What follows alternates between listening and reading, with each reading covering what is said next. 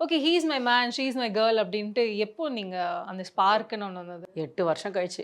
We were just good friends தான் 8 இயர்ஸா. Okay. So ah. அது வரைக்கும்லாம் வி வேர் ஜஸ்ட் ஃப்ரெண்ட்ஸ். ஒரு சின்ன தாட் கூட கிடையாது. தட் லாஸ்ட் 2 இயர்ஸ் அதாவது 2004 எங்களுக்கு கல்யாணம் ஆச்சு. ஸோ மைட் பி இந்த 2002 அப்போ தான் எங்களுக்கு அப்போ கூட என்ன வி நெவர் தாட் தட் இந்த லவ் அப்படிலாம் இல்ல.